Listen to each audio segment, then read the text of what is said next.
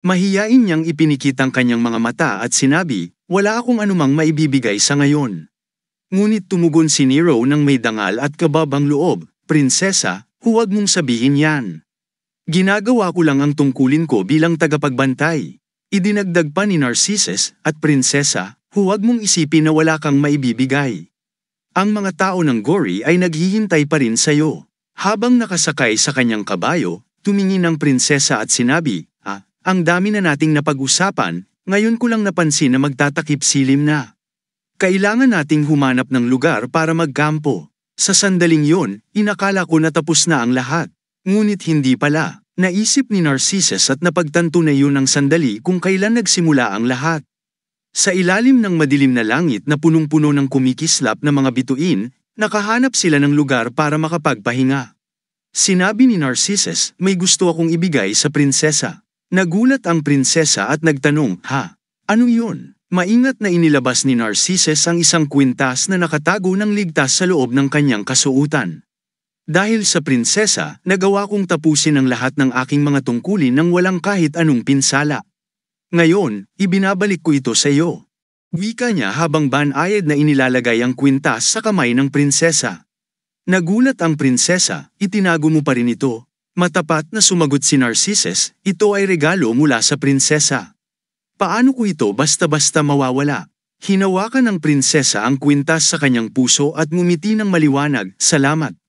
Habang nakatingin sa paligid, napansin ni Narcissus, wala tayong ibang pagkain dito kundi ang buhangin, kaya ito lang ang mayroon tayo. Maingat niyang piniraso ang pagkain para sa prinsesa, nararamdaman ng pagkakonsensya dahil hindi niya may provide ang mas maayos na pagkain. Patawarin mo ako, sabi niya. Tinanggap ng prinsesa ang pagkain at tinanggap ang kanyang paghingi ng paumanhin. Hindi, labis akong nagpapasalamat sa iyo. Ngumiti siya habang tinikman ang pagkain. Sa ganitong sitwasyon, lahat ng bagay ay tila mas masarap. Napakasarap nito, tahimik na natuwa si Narcissus. Buti na lang at nagustuhan niya, naisip niya. Napansin ng prinsesa na hindi pa kumakain si Narcissus. Narcissus, gutom ka na rin siguro.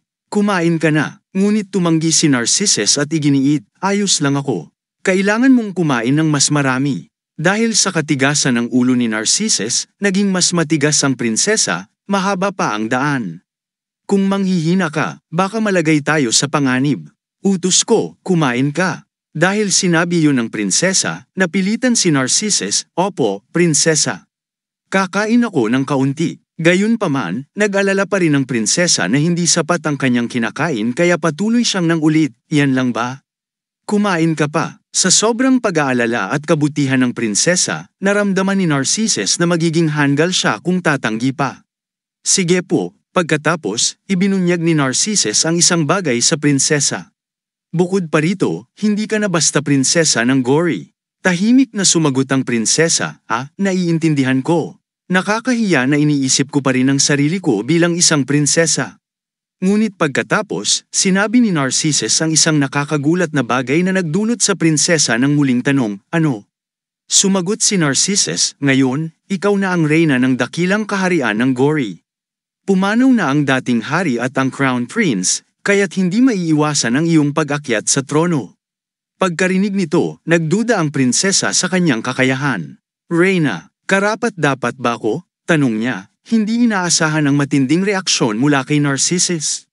Bakit hindi? Sa katunayan, siya lang ang tanging anak ng dating hari. Kung hindi siya, sino pa? Sumagot siya, hindi lang ito usapin ng lahi. Ang iniisip ko, kung babalik ako sa kaharian, susundan ba ako ng mga tao? At saka, may iba bang mga prinsipe? Tumayo si Narcissus at mariing sinabi, hindi ko alintana ang iba. Mayroon ka sa akin, Narcissus, ang general ng Gory, upang protektahan ka. Wala ni isa mang makakapagtangka sa'yo. Agad na ipinahayag ni Narcissus ang kanyang katapatan. Ang kailangan mo lang gawin ay maging reyna. Kung ipag-utos mong ibalik ang mga nawalang teritoryo, gagawin namin iyon. Kung utusan mong patayin ang kanilang hari, gagawin din namin iyon. Dahil sa lakas at walang takot niyang pagsasalita, kumilos ang prinsesa at nagwagayway ng kamay. Huwag mong sabihin ganyan, ngunit sa kalooban ni Narcissus, nakatakda na siyang sundan ng prinsesa hanggang sa dulo ng mundo. Hindi siya mag-aalala kung malaki o maliit ang gory, kung malaki o maliit ang hukbo. Hanggat siya ang mag-utos, haharapin niya ang buong mundo. Nakatayo silang magkatabi, magkaibang tingin na puno ng sinseridad, nakatingin sa mata ng isa't isa. Pagkatapos, ipinaliwanag ng prinsesa, hindi naman dahil hindi ko pinagkakatiwalaan ang iyong kakayahan o katapatan, ngunit kung babalik tayo at magdudulot ng isa pang labanan, ilan pa ang mamamatay at masasaktan. Hindi lang ang mga tao natin, pati na rin ang mga kaaway natin. Wala silang ginagawang masama, pantay-pantay ang tao, ang tanging pagkakaiba ay kung saan sila ipinanganak. Tahimik na nakinig si Narcissus at hindi nagsalita. Pinaniniwalaan ng prinsesa na ang digmaan ang pinakamalupit na trahedya sa mundong ito. Ngunit hindi yun pareho ng pananaw ni Narcissus. Ngunit tama siya. Pagkatapos, ipinaliwanag ni Narcissus ang kanyang pananaw, mas mabuti pang maglunsad ng inisyatiba at sumugod kaysa magdepensa. Mas mainam ang tagumpay kaysa pagkatalo. Ang pananakop ay nagdudulot ng mas kaunting pinsala kaysa sa pagkawasak. Nang marinig ito, naramdaman pa rin ng prinsesa ang kaunting pag-aalala. Oo, pero ibig sabihin nun ay winawasak natin ang isang lugar at maghahirap sila. Hindi ko kayang tiisin ito. Hindi ako katulad ng aking ama o ng Crown Prince. Tahimik na hindi nakasagot si Narcissus at hindi alam kung ano ang sasabihin. Pagkatapos, ibinaba ng prinsesa ang kanyang ulo at nag-aalangan, tinawag ang pangalan ni Narcissus, Narcissus. Tahimik na tumingin si Narcissus at nagsabi, "Sige, magsalita ka." Naglakad pasulong ang prinsesa, tila nagkaroon ng bagong ideya. Bakit hindi natin basagin ang siklong ito? Hindi masyadong naintindihan ni Narcissus ang sinabi ng prinsesa. Sa sandaling yun, nagdesisyon na ang prinsesa at sinabi, "Kahit anong anggulo ko tingnan, hindi ko nakikita ang sarili ko bilang ang nararapat na maging pinuno ng Gory." Hindi pa rin lubos na nauunawaan ni Narcissus ang bigla niyang desisyon, kaya tinanong niya, "Anong ibig mong sabihin?" Sa bagong linaw na sa kanya, ipinaliwanag ng prinsesa, "Ito ang aking hiling. Pumunta tayo sa isang malalayong lugar, kung saan walang nakakakilala sa atin, ikaw at ako lang. Isang lugar na malayo, kung saan hindi tayo maaapektuhan ng digmaan o ng anuman. Magtatayo tayo ng maliit na bahay, mag-aalaga ng hayop, manghuhunting, at mamumuhay ng tahimik, payapa." Nang marinig ni Narcissus ang ganitong klaseng buhay na parang isang fairy tale, mariin siyang tumutol. Hindi pwedeng ganon. Kailangan mong bumalik sa Gory. Kailangan mong agawin ang trono. Ngunit nagbago na ang pananaw ng prinsesa. Talagang malungkot kapag ang isang tao ay hawak ang trono dahil lamang sa dugo ng hari. Patuloy na pinipilit ni Narcissus ang prinsesa, "Magiging mahusay kang reyna. Tutulungan kita." Dumating ang sandaling tinanong ng prinsesa ang tanong na matagal na niyang iniisip. "Narcissus, gusto mo ba akong maging reyna o gusto mo akong maging masaya?" Ang tanong na yun ay tumama kay Narcissus at siya'y nag-atubili. Hindi niya alam kung anong isasagot. "Hindi ko alam. Hindi ko talaga alam." Habang nakaupo sa tabi ng nagliliyab na apoy, dahan-daang sinabi ni Narcissus, "Pasensya na," habang pinagmamasdan ng prinsesa na mahimbing na natutulog.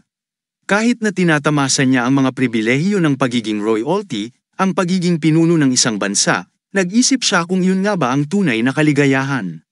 Hindi niya ito pinagdudahan noon, ngunit marahil ang nais ng prinsesa ay isang simple at payak na buhay. Ngunit paano naman ang Gory, ang mga kasamahan niya? Kailangan nila ng isang hari na susundan at isang general na mamumuno sa kanila sa digmaan. Ano ang tamang gawin? Pagkatapos ng isang mahabang gabi, dumating ang umaga at nagsimula na ang kanilang paglalakbay. "Patungong silangan tayo," sabi ni Narcissus habang tinitingnan ang disyertong walang katapusan. Hindi alintana kung saan ang destinasyon, ang pinakamahalaga ay malampasan natin ang disyertong ito. Pagkatapos, saka tayo mag-isip kung ano ang susunod. Naglakbay sila sa isang walang katapusang dagat ng disyerto, ang hangin at buhangin ay umaabot sa abot tanaw. Bigla, nang hindi pa nila gaanong malayo ang nararating, napansin ng prinsesa ang isang grupo ng tao sa malayo. "Narcissus," tawag niya, tumingin sa likod nila. "Parang kilala ko sila." Tumingin ang prinsesa nang may pangamba sa mga papalapit na tao. Sila ang mga kaalyado ng mga tao. Pumunta sila upang maghayganti sa atin. Sa kabila ng tensyon, nanatiling kalmado si Narcissus. Walang takot, hinugot niya ang kanyang espada at tinanong ang prinsesa, wala akong pakialam kung anong nais nila. Ako ang haharap sa kanila. Isang grupo ng mga asasin na sakay ng kabayo ang pumarito, nilusob sila at napalibutan.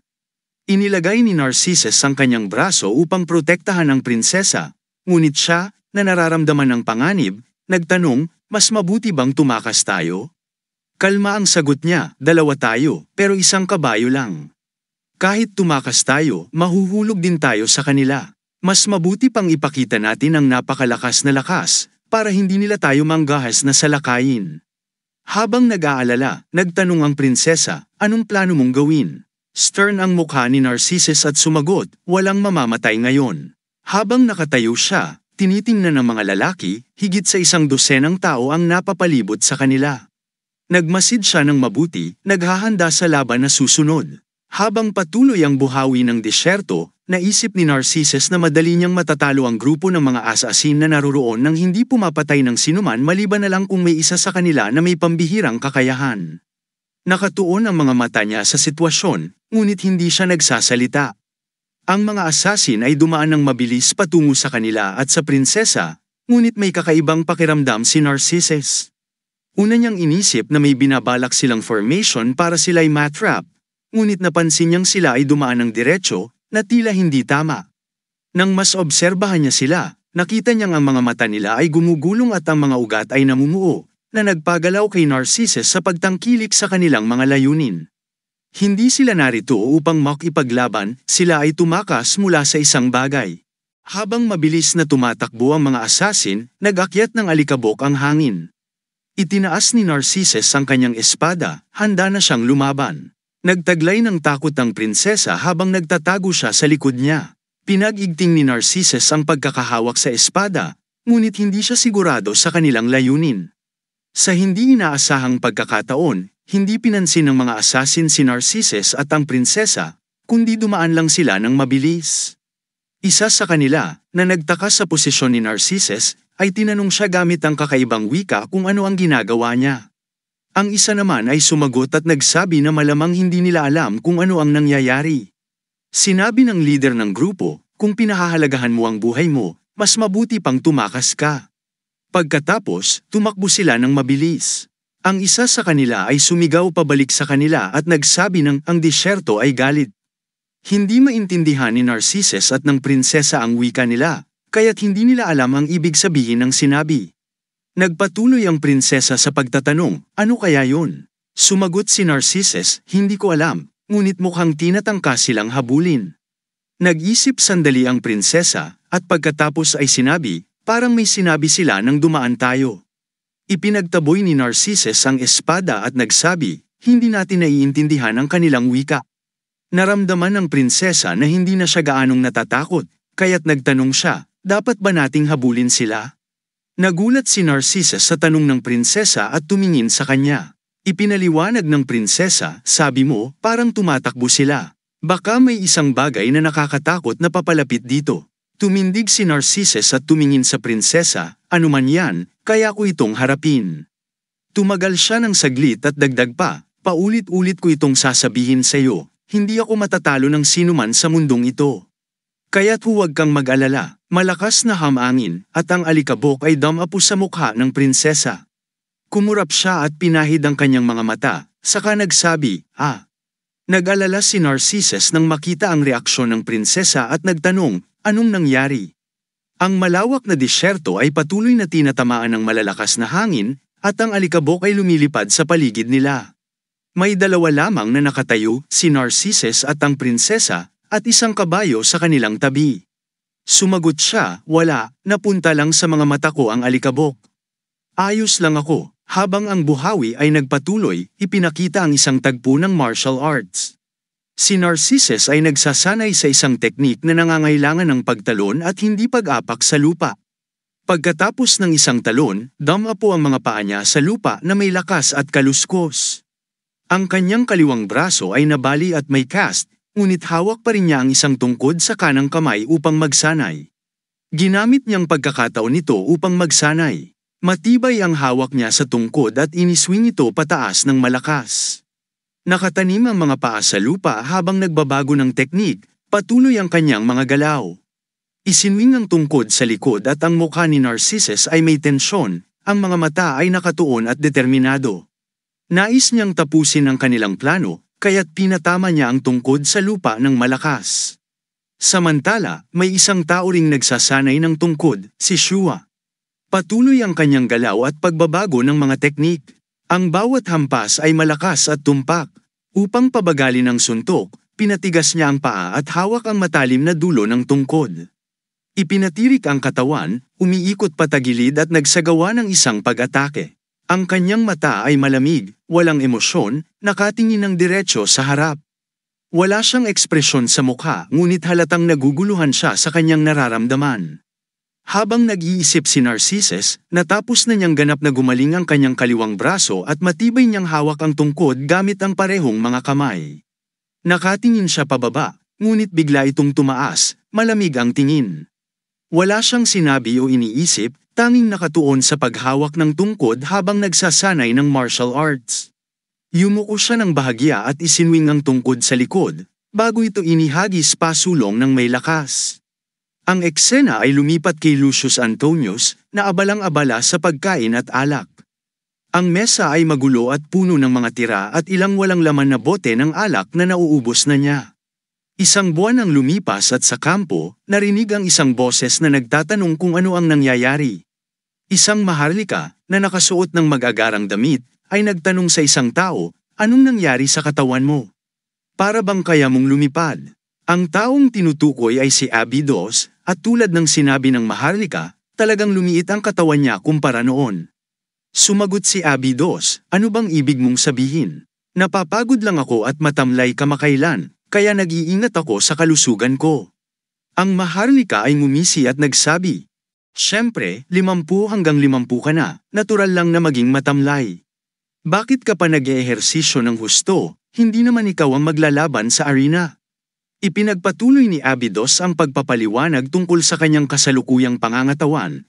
Kailangan kong sanayin ang mga gladiator, kung gusto ko silang turuan ng maayos, kailangan kong ipakita ang ilang kakayahan.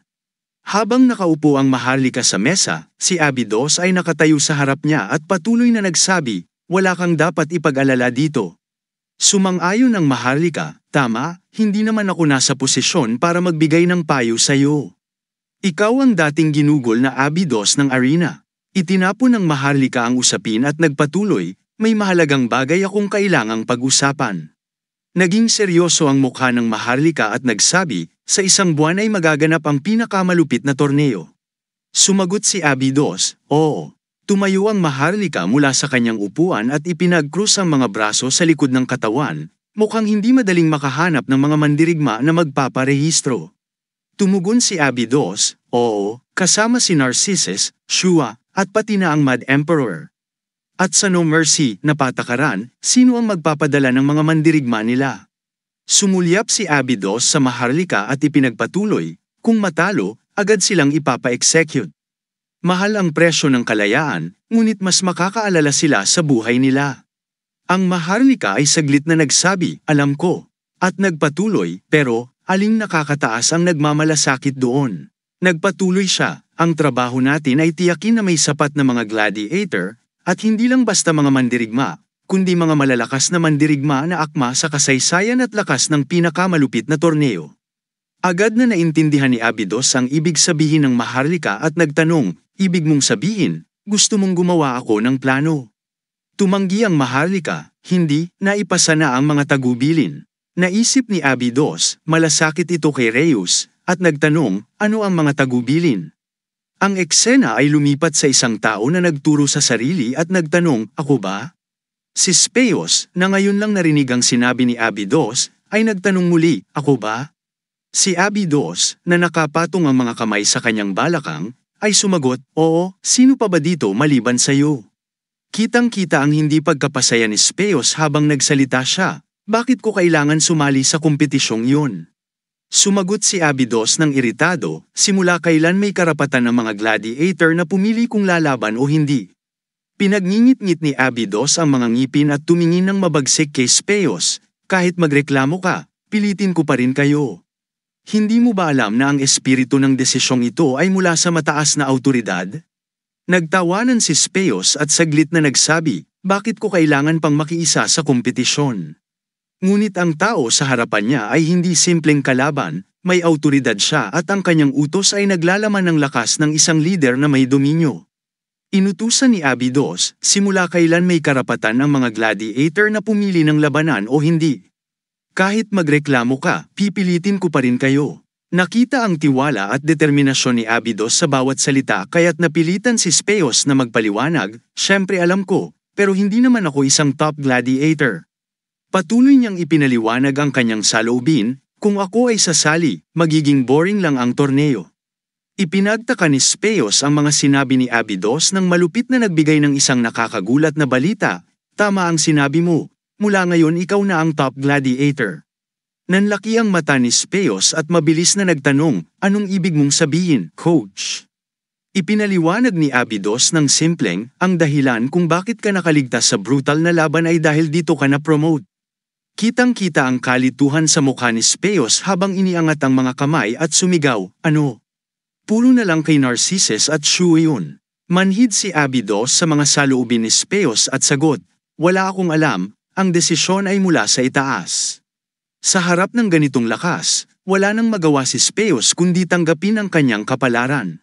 Naiintindihan ko, sabi niya, ngunit nagulat siya at mabilis na nagtanong, pero parang may sikreto ka pa.